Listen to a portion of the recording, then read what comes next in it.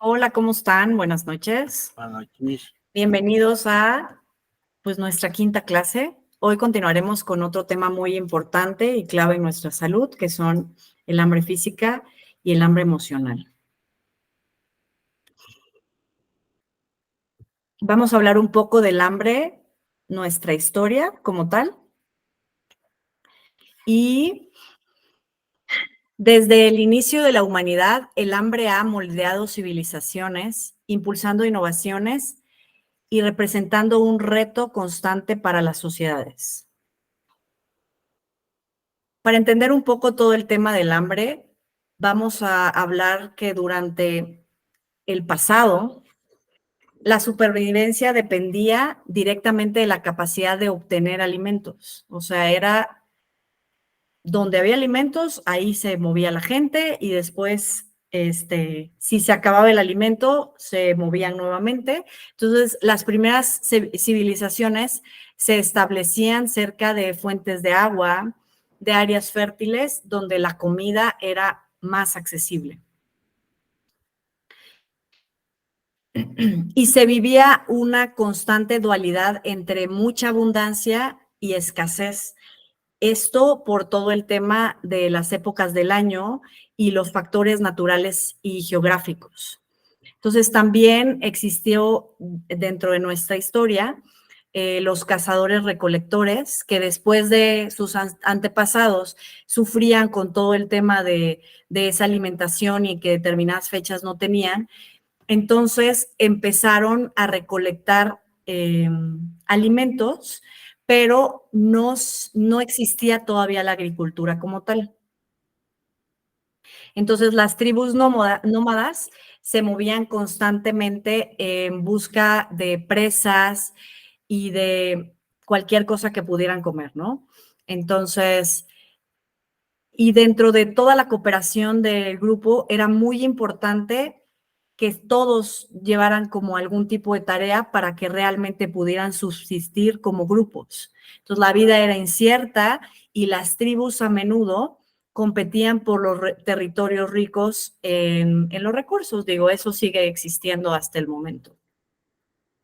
Y, ok, después se presenta un giro monumental cuando se descubre todo el tema de agricultura.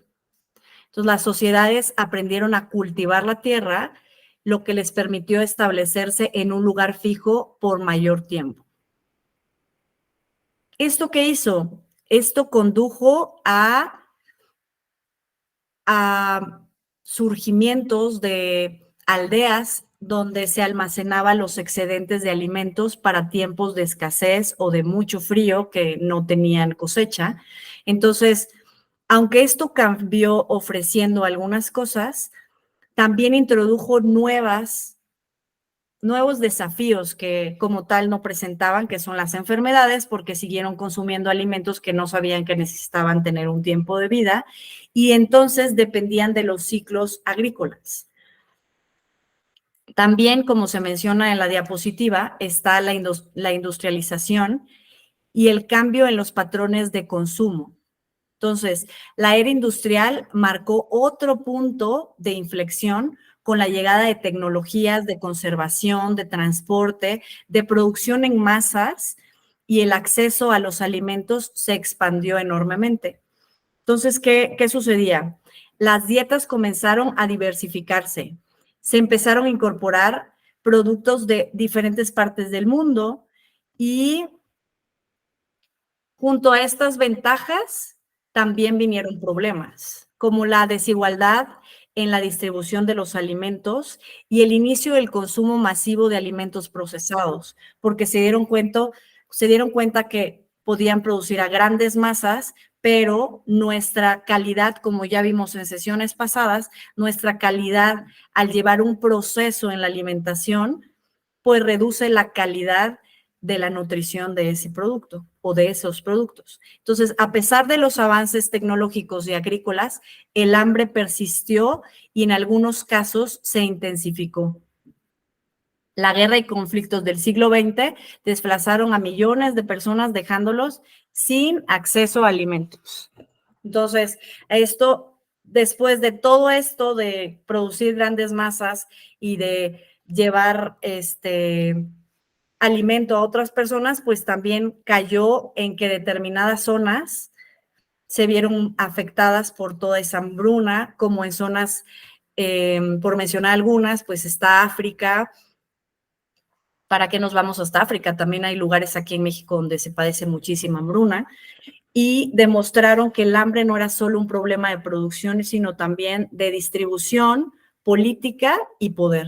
Entonces, las respuestas a estas crisis llevaron a la creación de organizaciones y programas dedicados a combatir el hambre a un nivel global, lo que conocemos como la Agenda 2030. Entonces, vamos a pasar a otra diapositiva. Si tienen acceso a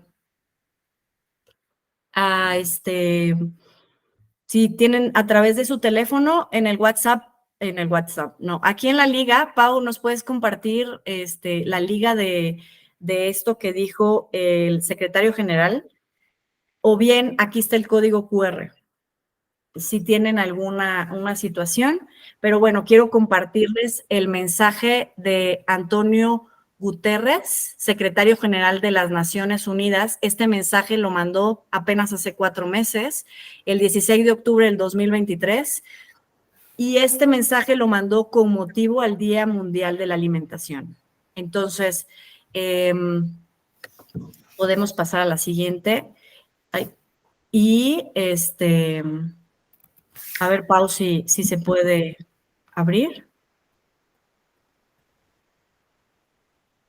Ok, bueno, está fallando un poco el audio, pero si gustan pueden leer.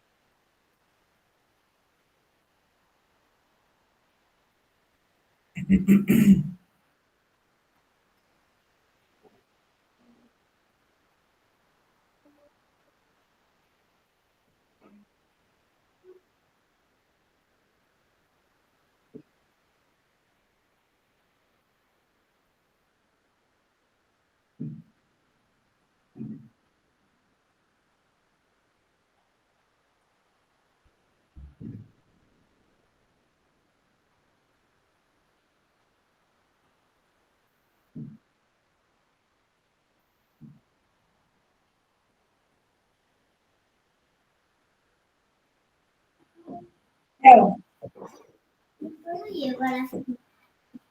No, no se puede llevar mascota.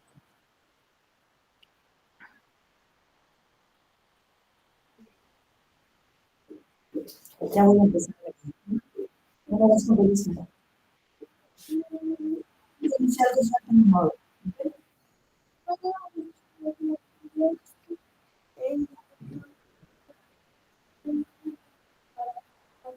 Y si algo falta, nos hablamos.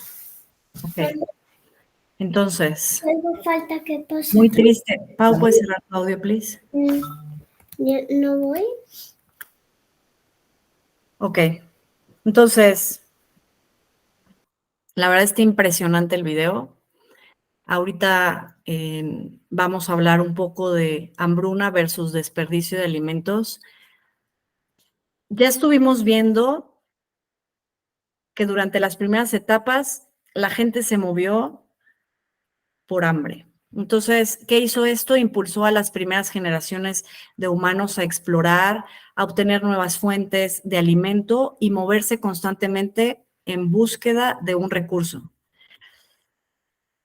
Esta necesidad fundamental de obtener alimentos no solo impulsó la expansión geográfica de nuestra especie, sino que también hizo desarrollar habilidades de caza, de recolección y como buscar la forma más óptima en temas de agricultura. Sin embargo, actualmente nos enfrentamos con una paradoja, o sea, a pesar de que vivimos en el siglo XXI y que existen avances tecnológicos y mucha abundancia de recursos, la hambruna sigue siendo una realidad para millones de personas. Voy a citar algo que comentó el señor Guterres. Alrededor de unos 780 millones de personas en todo el mundo padecen hambre. Y yo, por aparte, busqué una información que me pareció impresionante y se desperdician 570 millones de toneladas de alimentos al año. Para que se den una idea, una persona promedio al año come alrededor de media tonelada. Entonces, todo lo que se desperdicia podría alimentar alrededor de 970 millones de personas. Entonces, pues esta hambruna no es impulsada por la escasez, sino más bien es desigualdad socioeconómica, es un conflicto político, son barreras de acceso a alimentos, pues es un control a la población mundial. Entonces, en un mundo donde la producción de alimentos es abundante, la persistencia de la hambruna plantea preguntas urgentes sobre la distribución equitativa de recursos y las necesidades de abordar las causas que están detrás de la desigualdad. Entonces, para garantizar que todas las personas tengan acceso a una alimentación adecuada.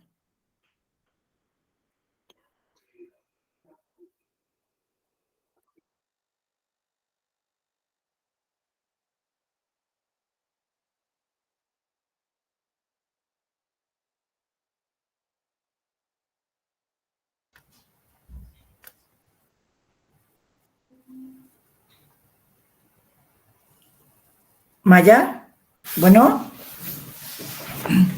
creo que estamos teniendo un poquito de problemas técnicos. Pero bueno, vamos a seguir. ¿Cómo vamos a conectar el hambre con la saciedad, ¿no? La globalización, las redes, nuestros estándares de belleza, el marketing, las famosas fake news, la moda. Tenemos un sinfín de tendencias que nos hacen cambiar este paradigma que tenemos con la salud y con la alimentación.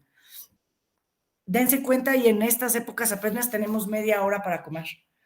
Y como que cada día se vuelven más famosas esas dietas milagro que recomiendan profesionales de la salud.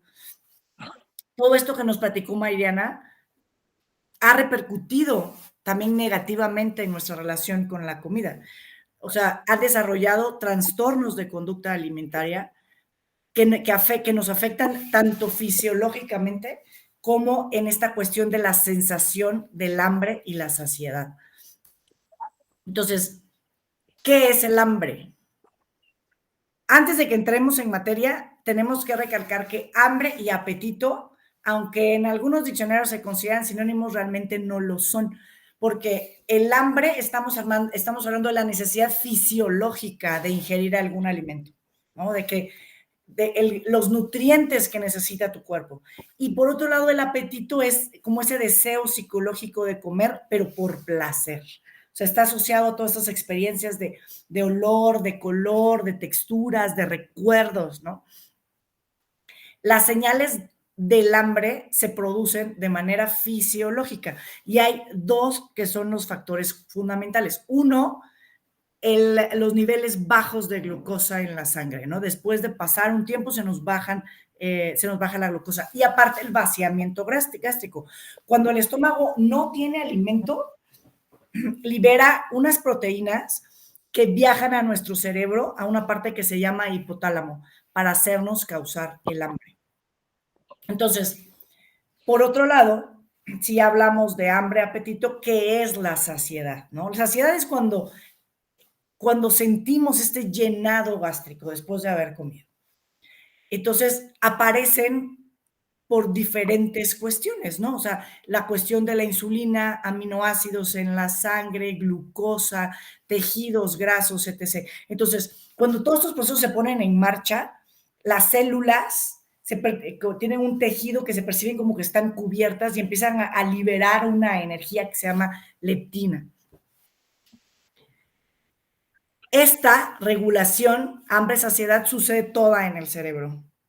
Entonces, cuando hablamos de hambre y de saciedad, se ven implicadas muchísimas hormonas, muchas, pero las dos principales son estas que les mencionaba, la leptina y la grelina. La chamba de la leptina es decirle al cerebro que ya tengo suficiente energía. Entonces, cuando el nivel de leptina está subiendo, ¿qué hace? Te suprime el apetito y entonces aumenta una quema de calorías en el cuerpo. La grelina es exactamente el espejo contrario. La grelina se produce desde el estómago y nos estimula el apetito. Entonces, estos niveles de grelina aumentan un poquito antes de que vayamos a comer y disminuyen después de comer. Y entonces eso le está indicando al cerebro que necesita energía. Entonces, si todo esto funciona a nivel fisiológico, ¿qué sucede a nivel psicológico? Entonces, si a nivel psicológico metemos las emociones, procesos de ansiedad, patologías ya psiquiátricas o muchos otros aspectos psicológicos, estos o inhiben o activan estos mecanismos hormonales. Entonces, por eso nuestras emociones llegan a desequilibrar esta regulación hambre-saciedad. Entonces, para entender la diferencia entre comer consciente y comer emocionalmente, pues la parte de la emoción la hemos venido platicando, ¿no? En varias, ya ahorita en varias clases, porque sabemos que el estar consciente implica el estar presente. El estar presente en el momento que estamos comiendo. No estar en una pantalla, no estar pensando en nada. O sea, es qué estoy comiendo. Prestar atención a nuestros alimentos, saborearlos, estar atentos de nuestras sensaciones físicas y nuestras emociones. Por eso a esto venía la tarea de apuntar qué era lo que comíamos y qué era lo que estábamos sintiendo. Porque aunque parezca muy sencillo, es una tarea complicada de ponerle nombre y apellido a nuestras emociones. Entonces, tenemos que estar comiendo lentamente, masticando, saboreando, ¿no? Esta hambre está enfocada en satisfacer todas esas necesidades de nutrición que tiene el cuerpo como señal al hambre y en respuesta a la saciedad. Entonces, ¿qué pasa cuando estamos hablando de comer muy consciente? No podemos tener unos juicios, no podemos sentirnos culpables, no debemos de tener remordimiento al comer, ¿no? O sea, si estamos eligiendo el mejor alimento posible para nuestro cuerpo, después no podemos juzgarnos. Y si hoy se nos antojó un pastelito de chocolate, disfrutarlo, ¿sí me explico? No juzgarte. Por otro lado, cuando comemos de manera emocional, implica que estemos usando la comida para suprimir emociones desagradables. Generalmente está relacionado con estrés, con tristezas, con ansiedades, con aburrimiento. O sea, no saben cuánta gente nada más come viendo la tele por comer. O sea, ni siquiera es una gran emoción, simplemente están aburridos y lo único que quieren es meterse algo a la boca. Entonces, a menudo este tipo de alimentación viene como muy unida a comer de manera impulsiva, ¿no? Sin prestar todas estas atenciones de señal que nos da el cuerpo de saciedad, sobre todo. Entonces, este tipo de forma de comer nos lleva a comer en exceso y sobre todo a comer en exceso alimentos que parecen como reconfortantes en lugar de ser saludables. Y una de las cosas que pasa con la gente que comemos o que come con hambre emocional es que acto seguido nos sentimos culpables, nos da vergüenza, nos arrepentimos. ¿Por qué? Por haber comido en exceso, ¿no? Sientes lleno, sientes, o sea, tu cuerpo no se siente bien, luego no duermes bien, ¿sabes? Entonces, por eso es tan importante que tomamos en cuenta y que aprendamos a diferenciar cuando estamos comiendo de manera emocional o cuando estamos comiendo para satisfacer a nuestro organismo. Un ejemplo, ¿no? Pues no sé, imagínate que tuviste un día súper cansado, has estado ocupado, pero de repente te percatas que no has comido, pero entonces te sientes de malas, te empieza a doler la cabeza, te duele el estómago, te empieza a gruñir, sientes como un vacío en el estómago. Entonces, todos estos son síntomas físicos que pasan en nuestro organismo y tenemos que aprender a identificarlos. En la clase de la mañana, Brenda nos decía, oigan, yo estoy en mudanza y ayer me di cuenta que no comí nada. Entonces, que no comí absolutamente nada en todo el día. Entonces, dijo, ya en la tarde me sentía yo mal porque, ¿qué pasó? En la noche que llegó su marido, comió como pelón de hospicio, diría mi madre, y entonces se sintió muy mal. Me dijo, oye, estoy en este tema, estoy tratando de poner súper atención en las clases y demás, y me estoy dando cuenta que no comí. Entonces, algo de lo que comentábamos era lo primero en este tipo de casos es ubicarlo, ya lo viste, ya te diste cuenta que estás ignorando estas señales de hambre en tu cuerpo. Entonces, ese es el paso número 1. Y 2, sin juzgar. O sea, le dije, no te juzgues, no te castigues, ni modo, estuviste un día muy pesado, pero ahorita ya tienes un cambio en el chip, ya estás siendo consciente de lo que está pasando y te puedo asegurar que para próximas, pues quizá, no sé, vas a tener una manzana o vas a pedir algo desde antes y demás. Ahora bien, mismo escenario, día estresante en el trabajo, estás súper agobiada, estás muy enojada y llegas a casa y lo único que haces es agarrar un rollo de galletas Marías y te lo comes uno tras otro, uno tras otro, uno tras otro, uno tras otro. Y sientes como ese impulso irresistible, perdón, de solo comer galletas para sentirte mejor. Entonces, aunque pudiste haber tenido un día complicado y realmente si hubieras escuchado a tu cuerpo, te hubieras dado cuenta que tenías hambre porque no habías comido. Pero tuviste un momento para decidir si querías satisfacer esa necesidad física y real de tu cuerpo o comer a lo que simplemente te llene, ¿no? Entonces, el hambre está relacionada a nuestras necesidades reales de energía, de nutrientes. En cambio, el emocional simplemente es una respuesta, ¿ok? Entonces, el paso 0 es identificarlo. Ya que lo identificamos, entonces ya conscientemente podemos elegir el buscar una opción más saludable para evitar esta ingesta de manera compulsiva, ¿ok? Entonces, después de esto también creo importante que consideremos que cuando comemos de manera consciente implica que tenemos como una conexión tanto con nuestro cuerpo como con los alimentos.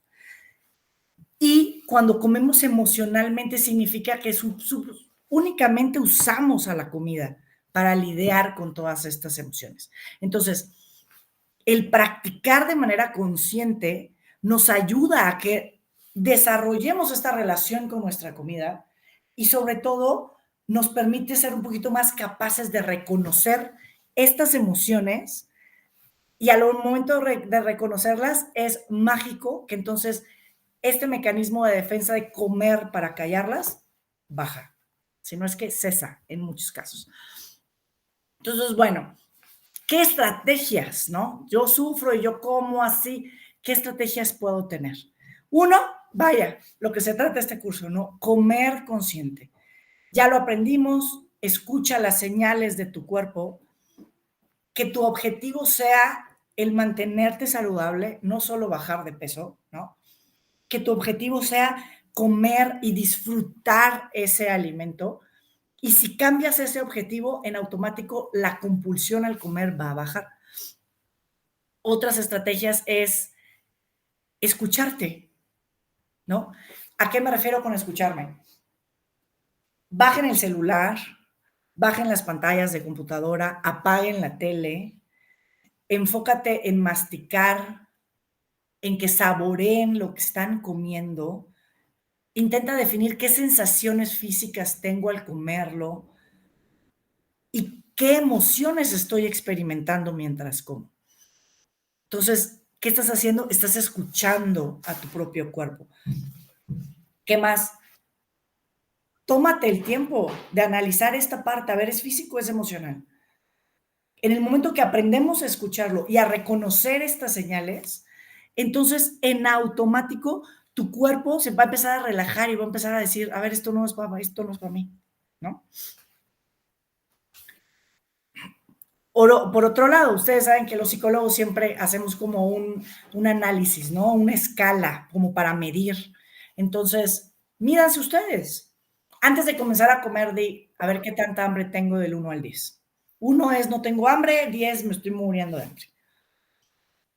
Y intenta comer cuando tu calificación de hambre esté como 3 o 4 y sobre todo deja de comer cuando ya estés en 7 u 8. Entonces, yo viví en Cuba unos años y tengo una comadre allá que luego me decía, es que luego cuando estoy contigo como hasta que se me pone dura la panza, me decía. Y es ese sentimiento de que comes y comes y comes y ya no sabes ni qué, pero sigues comiendo y después terminas con un dolor de estómago porque comimos no al 10, comimos al 12, ¿no? Sobre todo nosotros que somos vastos en comida, los mexicanos. Entonces, vamos a aprender a regularnos nosotros a comer ya que tengamos un poquito de hambre y a parar antes de que estemos completamente saciados. Otra es aprender a planificar todas nuestras comidas, porque la planificación de tu alimento no empieza a la hora que estás sentado en la cocina viendo qué vas a cocinar, empieza desde que haces la lista del súper, ¿no? A ver cuántas frutas estoy comprando, cuántas verduras, en dónde las voy a ir a comprar. Entonces, también se sugiere que a veces por nuestra vida un poco ajetreada no se puede cumplir, pero lo ideal es establecer un horario regular para comidas, para meriendas. Ahora que veíamos lo del diario, ¿alguno de ustedes realmente, no me contesten, realmente hace las 5 comidas que nos sugiere la OMS? Creo que no, vivimos corriendo, ¿no? Pero si lográramos planificar con anticipación esta comida, entonces tomas decisiones súper conscientes de qué comer, cuándo comer y cómo comer. Otra es reconocer lo que platicamos ahorita. Empiezan a reconocer cuándo tienen hambre física y cuándo están saciados y a la vez van a identificar entonces en qué momento están comiendo de manera emocional, ¿no? Tu estómago está gruñendo, te falta energía, te duele la cabeza. Yo, por ejemplo, me pongo muy de malas. Entonces, presta atención a todos estos mensajes que tu cuerpo te está llevando, tanto previo a comer como las señales de saciedad, de plenitud del estómago, y entonces te ayuda a reducir un poquito la ingesta o hacerla pues, de manera mucho más consciente. Y último, pero no menos importante, es la autocompasión. Tenemos que aprender a ser amables con nosotros mismos. Nosotros somos los peores jueces con nosotros mismos. Si tuviste un día súper difícil y te costó mucho conectar con esta señal de hambre y saciedad, está bien, no importa. Este proceso de reconectar toma tiempo y toma práctica, pero el chiste es que seamos conscientes y que nuestro objetivo sea llegar a eso, ¿no? Una persona en el curso pasado me decía, Paulina, yo conscientemente me estoy comiendo una hamburguesa todas las noches. Eso no es comer de manera consciente, ¿no? ¿Por qué? Porque entonces, ¿a qué horas estás comiendo? Te está elevando tus niveles de glucosa. O sea, estás comiendo y diciendo, qué rico, pero sabes la repercusión de que ese alimento no es bueno para ti. Entonces, sí es practicar la autocompasión y decir, oye, me voy a cuidar todos los días, pero de vez en cuando quiero salir a cenar con mi novio, con mi hijo, con mi esposo, ¿no? O de vez en cuando me quiero yo ir a comer una hamburguesa porque me encantan, de acuerdo, pero no es el decir, ay, soy tan chula y tan preciosa y no importa que coma yo hamburguesa mañana, tarde, moda y noche, ¿no? Entonces, Cuando practicamos estas estrategias de manera regular, van a ver que conectan con estas señales de hambre y nos ayudan muchísimo a que empecemos a tomar decisiones saludables sobre la comida que queremos ingerir. Entonces, pues miren, les quise dejar esta imagen porque me pareció la cosa más hermosa del mundo de cómo está la niña disfrutando su sandía. El que logremos superar esta alimentación que luego es impulsiva o compulsiva, llega tiempo, lleva esfuerzo, lleva práctica. Pero es posible, realmente es posible. Es posible que en lugar de ir al Walmart vayas a la central de abastos y veas y huelas y escojas tu fruta.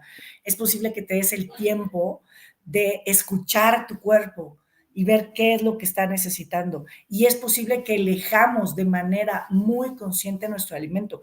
Los datos que nos daba Mayita, realmente cuando lo platicábamos ella y yo antes de la clase le decía, está impresionante que en esta época haya tanta, pero tanta gente muriendo de hambre y está impresionante que el desperdicio de comida que generamos como raza humana supere casi al doble la necesidad que se tiene.